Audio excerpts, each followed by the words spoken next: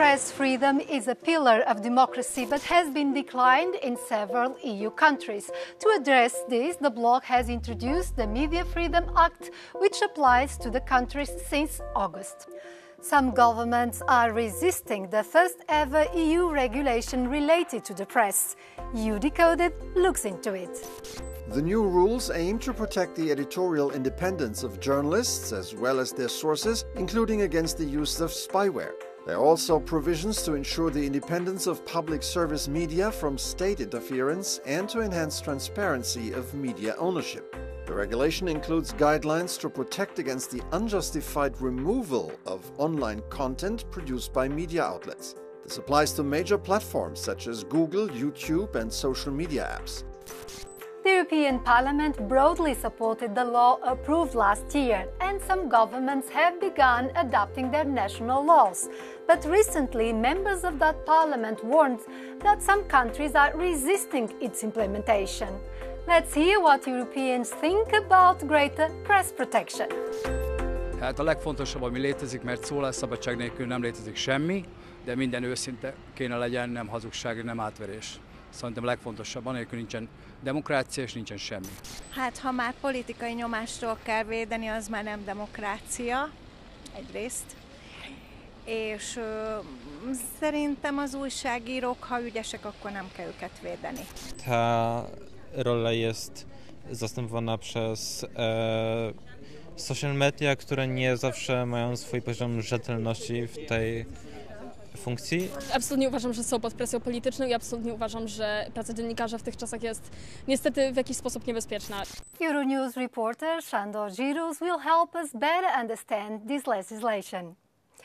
Signs of declining media freedom was the argument used in 2021 by the European Commission for the need of an European law on this matter. Can you give us some examples, particularly affecting investigative journalism? At the end of the last decade, 2 investigative journalists have been killed, Jan Kuciak in Slovakia and Daphne Caruana Galizia in Malta, and this was a wake-up call for the European Union that the media freedom was in danger.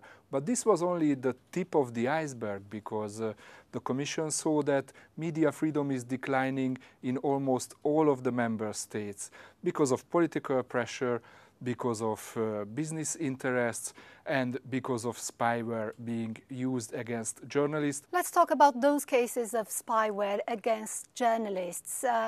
What happened and how can this law address those issues? Well, the most serious breaches have been recorded in Poland and in Hungary, where opposition figures, investigative journalists have been targeted by spyware. They hacked their phones.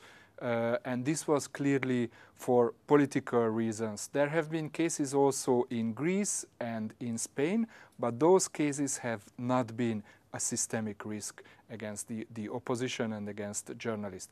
Now the new law says that spyware can be only used against journalists when there is a threat for the national security.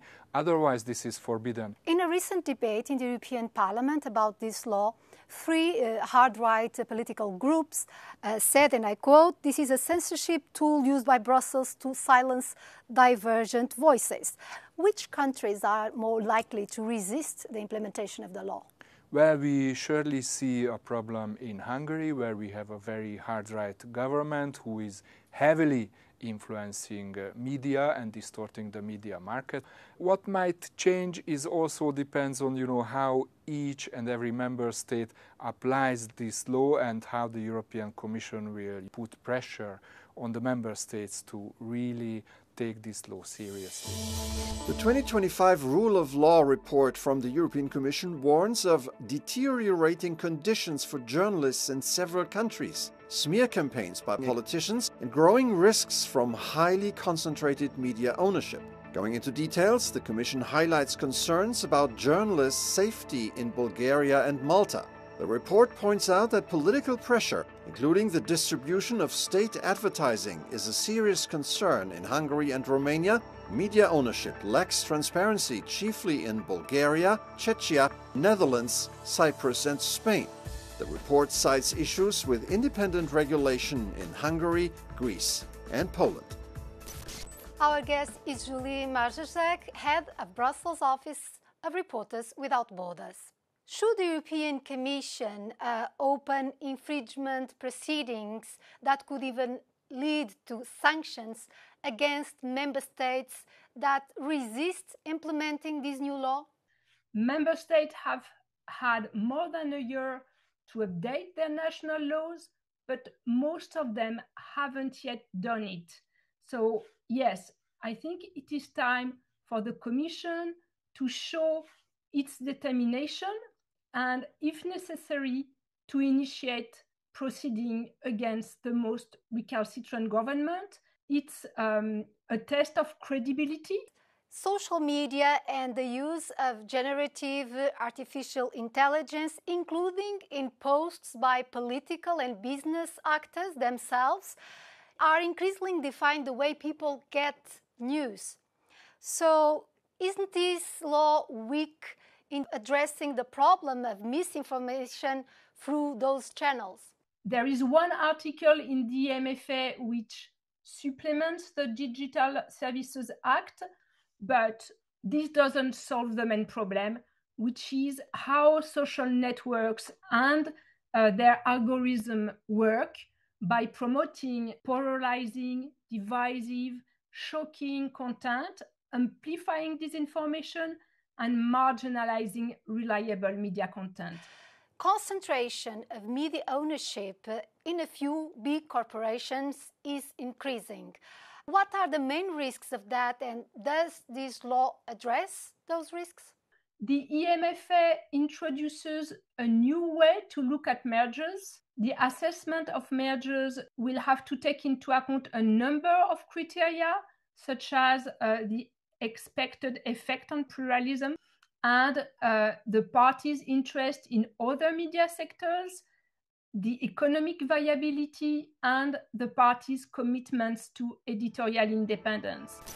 The European Federation of Journalists stated that influencers and bloggers that follow the ethical rules of journalism should be considered media service providers. Others argue that this could lead to abuse of a law designed for controlled and recognized media outlets. The future seems somehow misty for the media sector and the law intended to protect it.